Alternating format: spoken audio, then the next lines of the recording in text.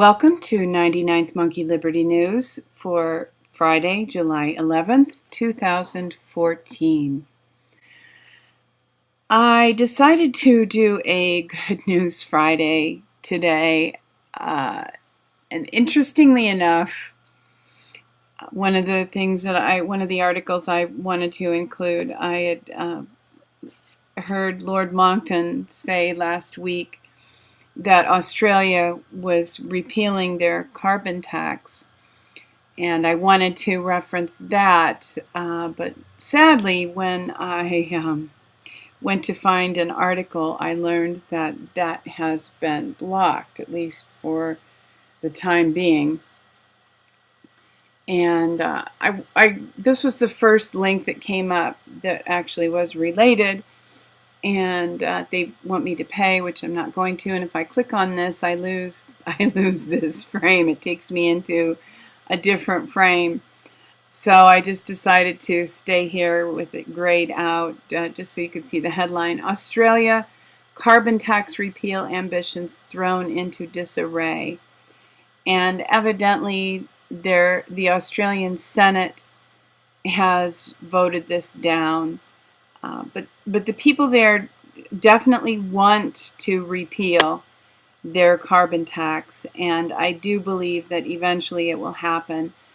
It's just, we just are stuck in many respects because the cabal still has the money and the power they have. I'm not sure what kind of tipping point will be required for us to be free and to have their power broken. But I suspect, just knowing God, having read the Bible, watching how things play out, I suspect this has more, the fact that we are still kind of stuck, has more to do with the position that we ourselves are in, the condition that we're in, than it does with any decision from God.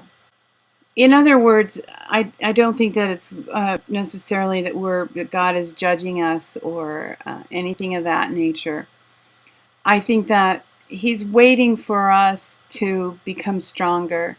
He's waiting for us to become more empowered by His Holy Spirit. He's waiting for us to be more in line with justice and mercy. And when I think of these kinds of things, I'm often reminded of the Old Testament. There's a passage where God told the people that He wasn't going to overthrow all of their enemies at once, because if He did, the land there would be too much vacant land, and wild animals would become strong and take over, and then they would have wild animals to deal with. But that He was going to gradually give them the land as they increased in strength and as they increased in numbers. And He would gradually overthrow their enemies.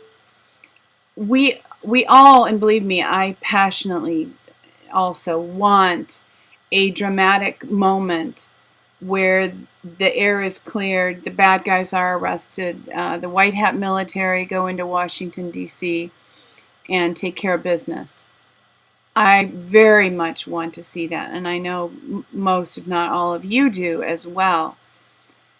But the reality is, I think, as I just said, I think that we all need to increase in wisdom and in strength.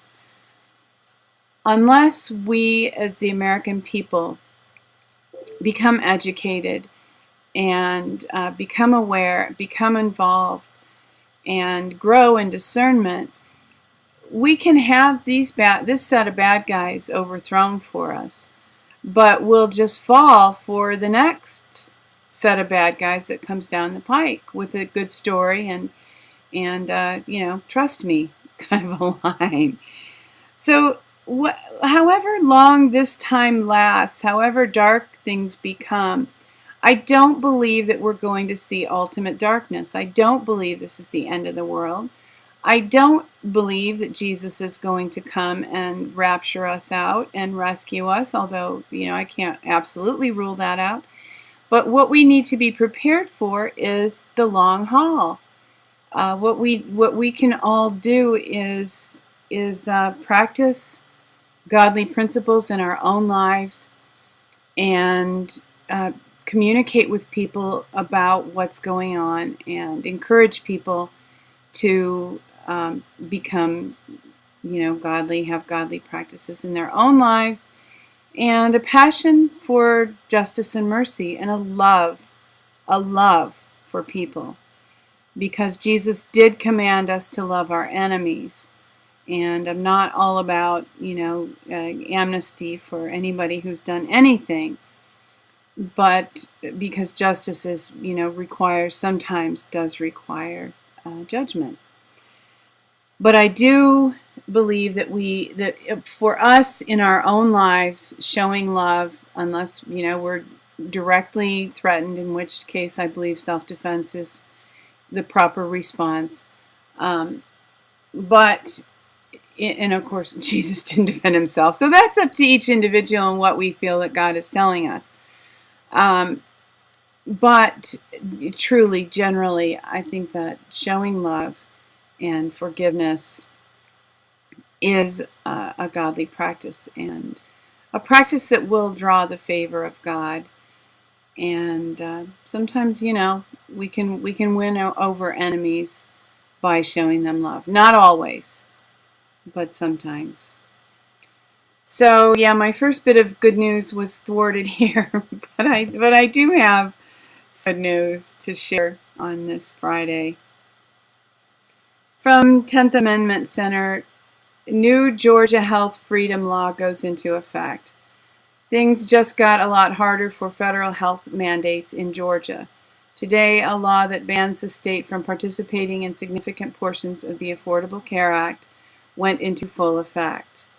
This represents the first step in the nullification of the federal act in Georgia. It certainly doesn't end the unconstitutional health care program in the Peach State, but it creates impediments to further implementation and lays the groundwork for further action.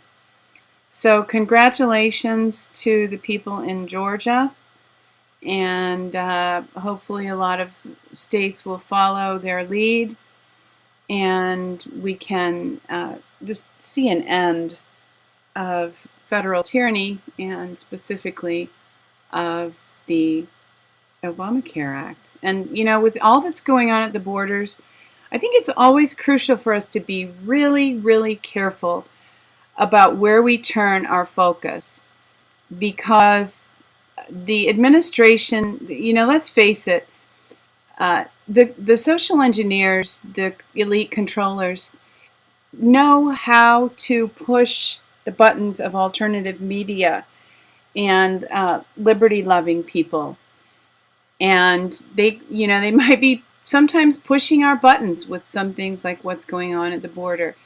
I'm not saying that I know where we should be focusing, but I am suggesting that it's possible that where we should be focusing is maybe not on the border, what's going on there. Although I do believe that it is significant and important. I just don't know if we can do anything about that issue while Obama still holds his position before the long-awaited arrests occur.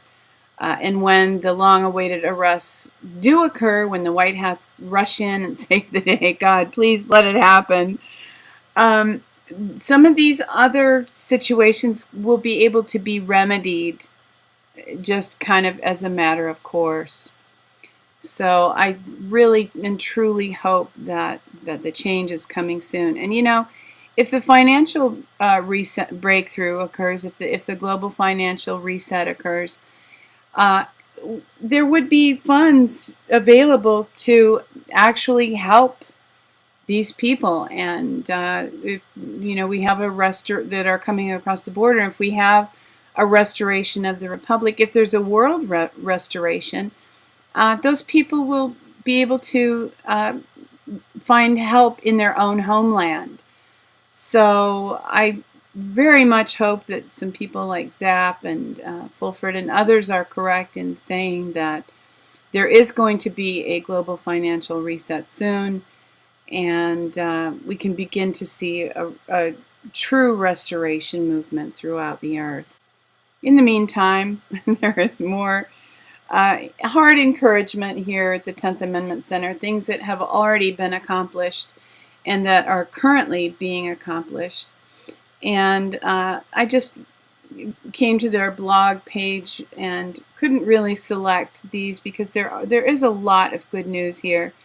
So if you just scroll through this yourself, things like California Senate panel passes bill to ban warrantless drone surveillance. Arizona voters have an opportunity to opt out of federal programs. Gun control establishment worried about state nullification efforts. Missouri ballot initiative will add electronic data protections to state constitution. So yeah, there is a lot of good news out there. There are a lot of positive things happening. I think we really just need to persevere, stay the course, remain in faith and hope, and certainly in our own lives, spend time with family, spend time in real pursuits in real life. And I want to share, I have a few health items to share, but this is not absolutely new news. This is published in August of 2013, and I believe that I've mentioned this before, although I haven't referenced the Psychology Today article. Why is a camping trip the ultimate insomnia cure? This is, getting back to nature, living real life, getting in touch with being human, what that means, human on the land, being just a natural person. And if you haven't planned a vacation, you want to get away, usually camping is fairly cheap. You can, most people, it's within a day's drive. There's a place where you can get out in the wilderness. Most people, not everybody, of course. And this Psychology Today article lists one of the great benefits. Researchers at University of Colorado Boulder have found that taking a 7-day respite from the chaos of modern living by unplugging your electrical devices, heading for the hills, and living with only natural light is the antidote for many things, including insomnia. So, take your family, get with, or even get off by yourself and just spend time in prayer. But be in contact with reality. Don't be raised off the land and all that Rothschild Red Shield stuff that the elite have tried to separate us from the land. Get on the land yourself, physically, and it can help you experience a healing process. It might be the first day or two might be really difficult, but it will be a healing process, and that is a scientific fact. It's from Natural News.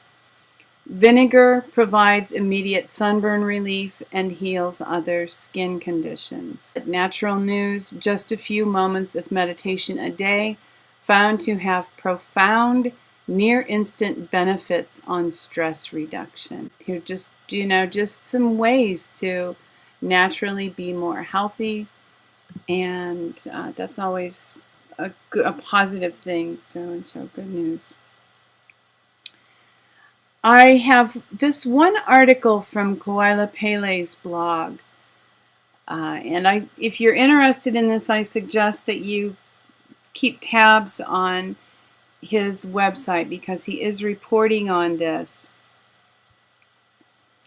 Hawaii is moving toward reclaiming their own kingdom and becoming autonomous, separate from the U.S. And just as an aside, interestingly enough, Don told me yesterday he read somewhere that some of the immigrants from the South American countries are being taken to Hawaii. Now, imagine the expense of moving people from South America to Hawaii. You put people on the train that goes up through Mexico into the southern United States. And I can, you can at least see, okay, if you want to do something like that, that there's maybe some practical explanation. Okay, that to some extent at least makes sense. Not that I agree with it, but to bring these people to Hawaii is just outrageous. And, one of the great impositions that America has placed on this kingdom. And if you've read James Michener's book, Hawaii, you know how, Americans kind of got a foot in the door there, sadly, through the missionaries. But Hawaii wants to reclaim their kingdom, and they are working toward this. And I see this as good news. Hopefully Hawaii will still be open to Americans for tourist business, because I have not visited there yet, and I would like to. But it's great when autonomous people can reclaim their autonomy and sovereign nations break away from the oppressive empires that have claimed them. I see that as a positive thing. And I also see just where Kauai Pele is coming from as positive. A couple of years ago, or maybe I don't remember when it happened exactly, but maybe just a year ago, had really been following American Kabuki and breaking the shackles or removing the shackles and Kauai Pele, and they all were kind of walking in lockstep. They all seemed to agree about most things, were echoing one another. And then American Kabuki and removing the shackles went off into the OPPT thing, which I have really come to see as a trap and a fraud, but you make your own decisions about that. But Kauai Pele has remained independent of all that and is still a really great source of information and encouragement. So again, if you're interested in what's going on with Hawaii claiming independence, you can follow that at Kauai Pele's blog, and a lot of other great information too. So thanks, Kauai Pele.